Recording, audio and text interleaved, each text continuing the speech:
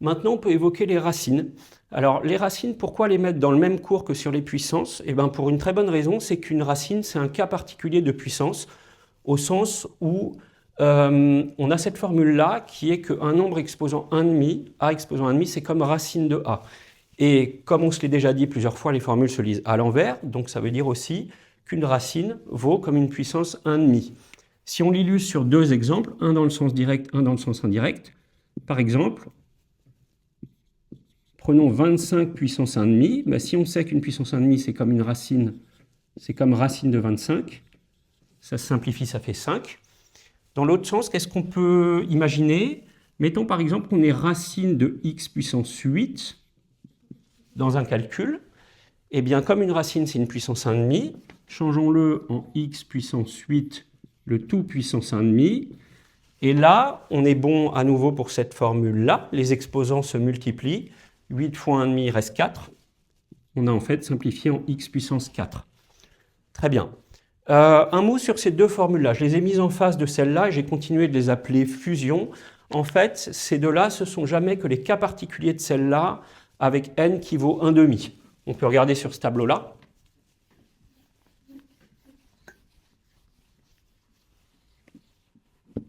Par exemple, si on prend a puissance n fois b puissance n avec n qui vaut 1,5, on a a carré fois a puissance 1,5 fois b puissance 1,5. D'après cette formule-là, c'est comme a fois b puissance 1,5.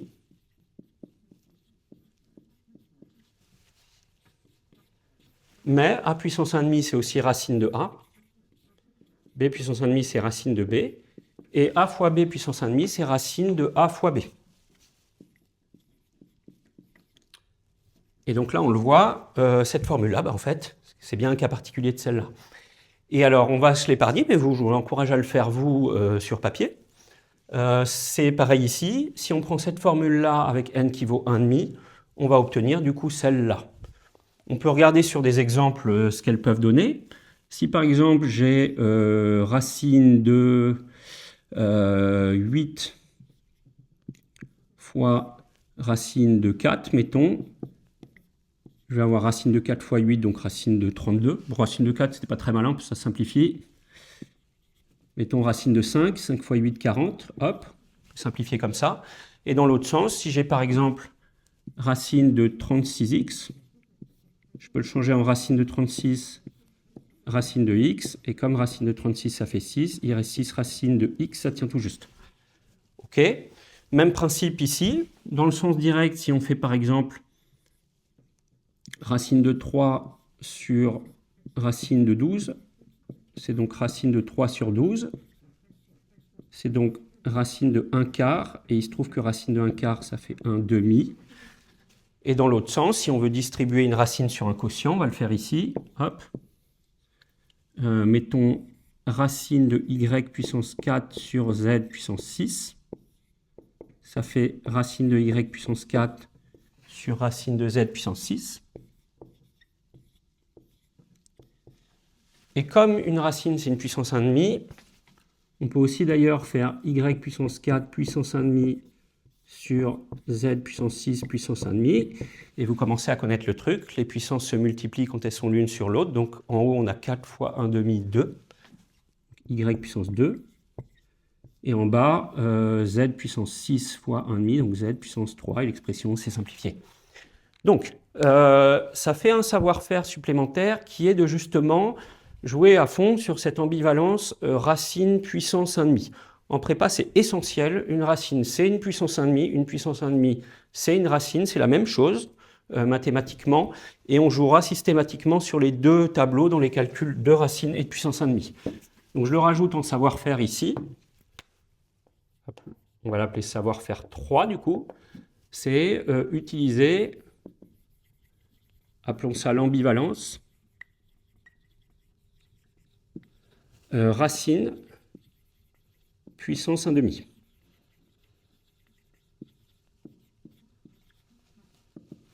Alors, qu'est-ce que ça peut donner sur des exemples? Eh bien, on va pouvoir évoquer aussi ce que j'ai appelé cas classique, c'est ces trois configurations-là qu'on rencontre tout le temps dans les calculs. et qu'on va prouver. Par exemple, on a a puissance 3,5 égale a fois racine de a.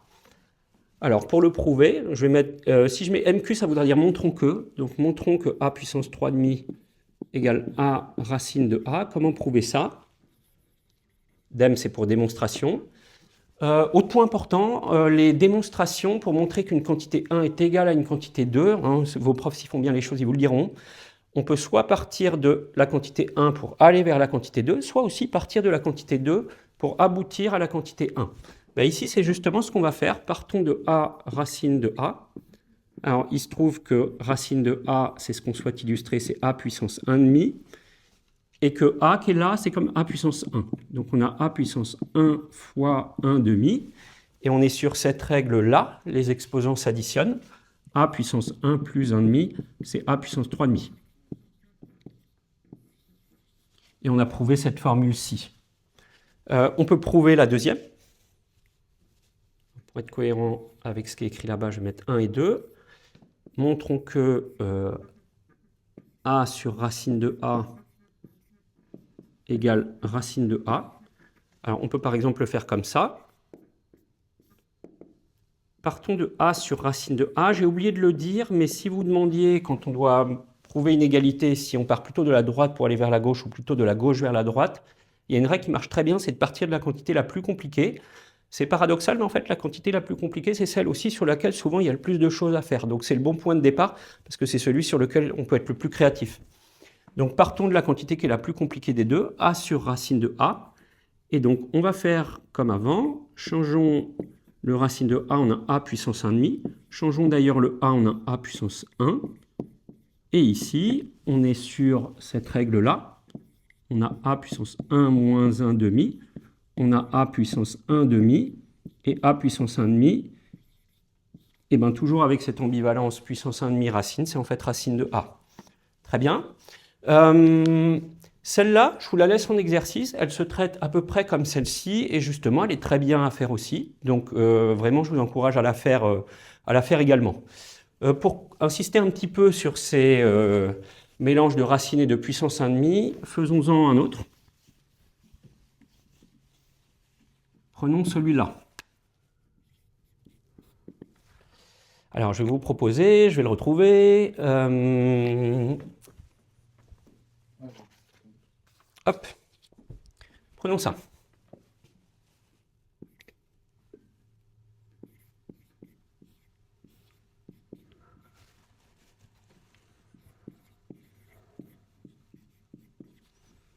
OK.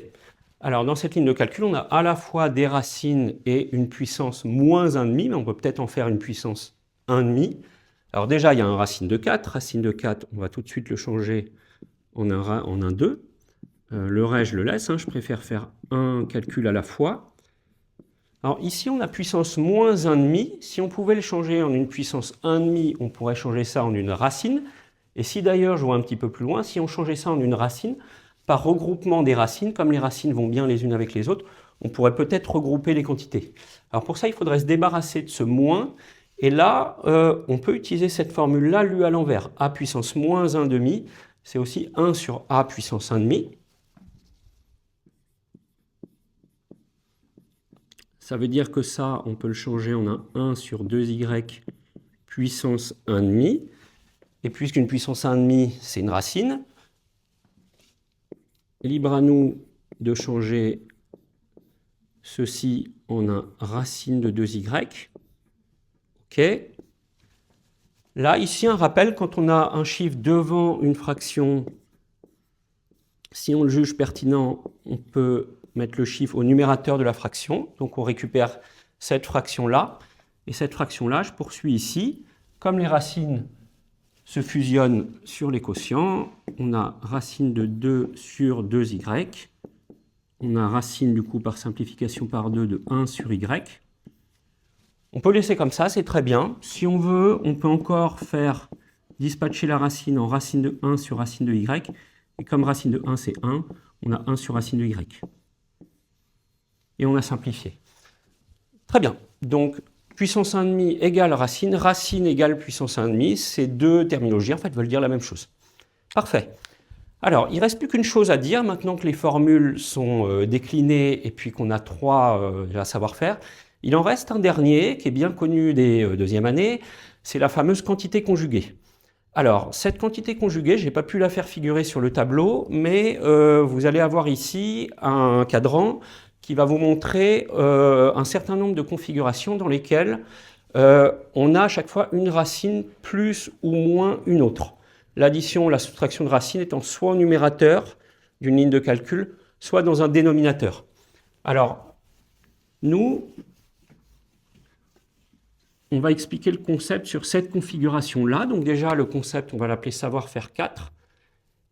Et on va l'appeler utiliser une quantité conjuguée. Et de toutes les configurations qui sont présentées dans le cadran, nous, on va prendre en exemple celle-là. Quand on part d'une quantité de type racine de A plus racine de B. Alors, qu'est-ce que c'est la quantité conjuguée de racine de A plus racine de B? C'est en fait la même quantité, mais en changeant le signe. C'est-à-dire que la quantité conjuguée de racine de A plus racine de B, c'est racine de A moins racine de B. Je l'écris. La quantité conjuguée de racine de A plus racine de B est racine de A moins racine de B. Pour en prendre une autre, avec le cadran que vous avez toujours sous les yeux, par exemple, la quantité conjuguée de 1 sur racine de A moins racine de B, ça va être 1 sur racine de A plus racine de B. En fait, on se contente de changer le signe qui est là. Et qu'est-ce que ça veut dire utiliser une quantité conjuguée? Alors, ça va peut-être pas vous paraître très intuitif tout de suite, mais on va motiver le concept après. Utiliser une quantité conjuguée, ça veut dire partir de l'expression de départ, qui pour nous est celle-là, et multiplier en haut et en bas par la quantité conjuguée. Je vais commencer par l'écrire. Donc je multiplie en fait par racine de A moins racine de B sur racine de A moins racine de B. Pourquoi je peux faire ça? Alors c'est un peu astucieux, mais il se trouve que cette fraction, en fait, comme on a le même numérateur et le même dénominateur, elle vaut 1, c'est comme si on multipliait par 1. Donc cette ligne de départ est bien égale à celle-là. Quel est l'intérêt de faire ça? Il n'est pas évident, il n'est même pas intuitif parce qu'on est parti d'une quantité qui était raisonnable pour brusquement la compliquer, ce que normalement en maths on évite de faire. Mais il y a une petite chose qu'on récupère, c'est que, comme dit tout à l'heure, une quantité devant une fraction, elle peut venir se mettre au numérateur. Je le fais.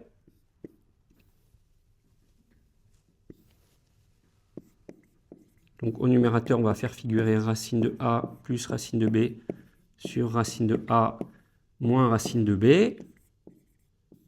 Au dénominateur, on a ça. Voilà. Et les carrés qui adorent les quantités conjuguées, ils se reconnaîtront, le voient tout de suite. Ici, il se trouve qu'on a récupéré en fait une identité remarquable de type A moins B facteur de A plus B. Où A, c'est pour nous en fait racine de A et B, c'est racine de B. Et comme A plus B facteur de A moins B, ça fait A carré moins B carré, en fait, dans ce contexte, si on utilise l'identité remarquable, la ligne d'après, c'est racine de A au carré moins racine de B au carré sur racine de A moins racine de B. Et la petite chose qu'on y gagne, c'est que les racines se simplifient avec les carrés, et on a en fait A moins B sur racine de A moins racine de B. Alors, est-ce que cette explication est convaincante? Peut-être pas immédiatement, parce que vous pourriez réitérer cette critique en disant que l'expression de départ ici était raisonnable et qu'on l'a changée en une expression qui est foncièrement plus compliquée. Donc, est-ce qu'il y a lieu vraiment de se réjouir et de considérer qu'il y a un progrès, puisque notre but, c'est de faire progresser les lignes de calcul en calcul. Alors, pour pour que cette notion soit convaincante, en fait, je vais vous proposer un exemple où on va bien voir, une bonne fois pour toutes, pourquoi elle est pertinente. En plus de savoir techniquement comment la mettre en place.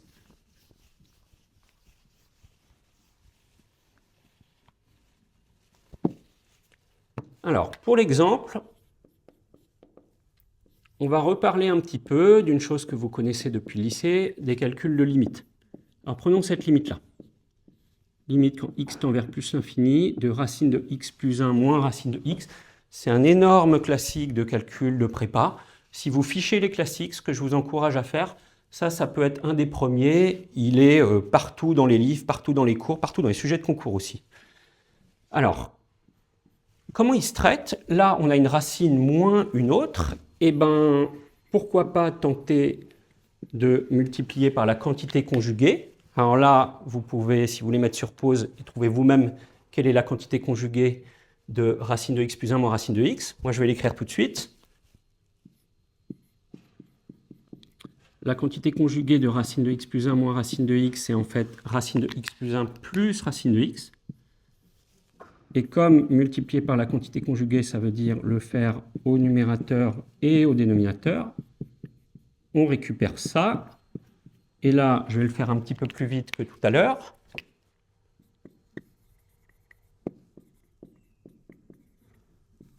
Ces deux-là, ils vont aller ensemble, c'est le but.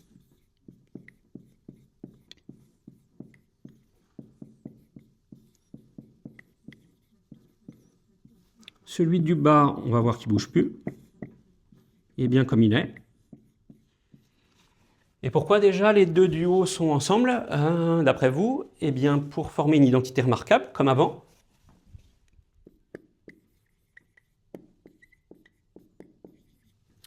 Donc, on récupère racine de x plus 1 au carré moins racine de x au carré au numérateur. Au dénominateur, on a racine de x plus 1 plus racine de x. Là, je vais me gagner une ligne. La racine simplifie les carrés. Il va rester x plus 1 moins x. Il va rester 1. On va mettre tout de suite 1 sur racine de x plus 1 plus racine de x. Très bien. Alors, j'ai oublié une chose importante. Pourquoi on a fait tout ça, d'ailleurs? Est-ce qu'on n'aurait pas pu calculer cette limite immédiatement?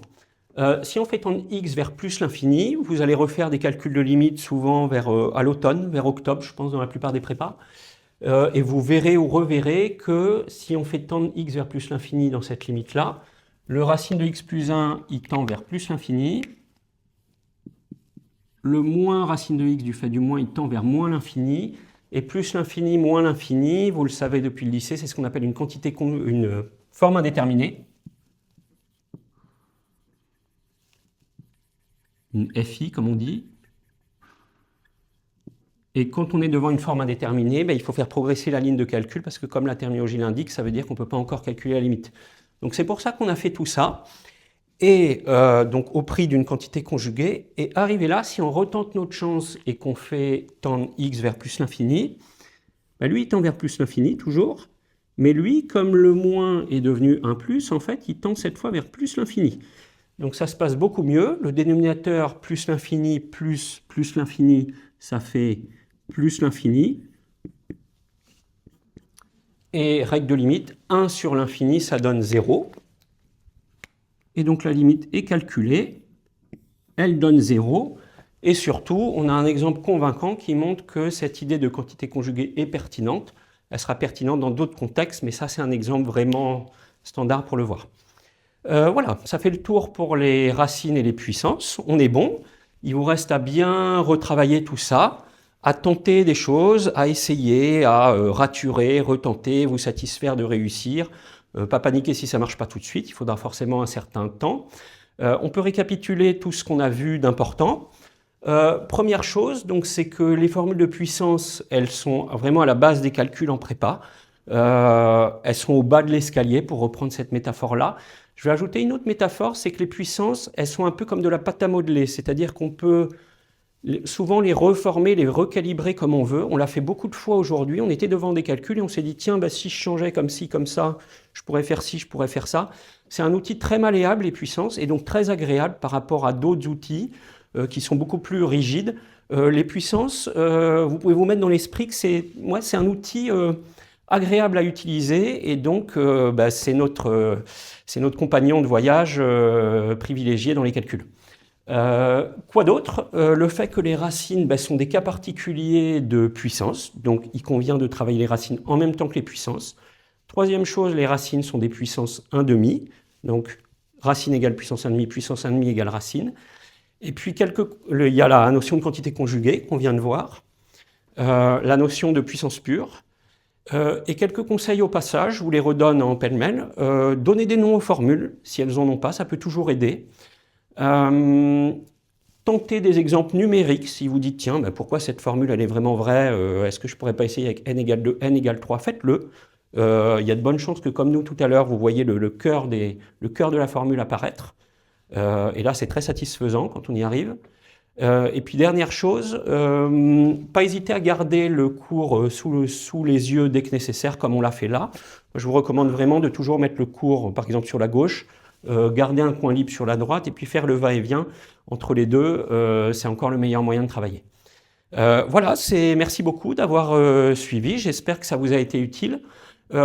J'ajouterai une chose sous la vidéo, c'est que pour que les carrés y trouvent leur compte, parce qu'il y a peut-être des deuxièmes années qui sont venus revoir des règles de puissance pour se rafraîchir la mémoire sur ce thème-là, j'ajouterai toujours des références de sujets de concours, des bouts d'EDEC, des bouts de M, des bouts d'Ecricom, des bouts d'HEC, qui sont pertinents sur le thème traité. Donc vous retrouverez quelques références de sujets, de sorte que si vous êtes en début de deuxième année par exemple, et puis que vous voulez vous mettre au sujet de concours, vous puissiez appliquer ça sur des sujets. Merci beaucoup, merci d'avoir regardé, et à la semaine prochaine pour la prochaine vidéo.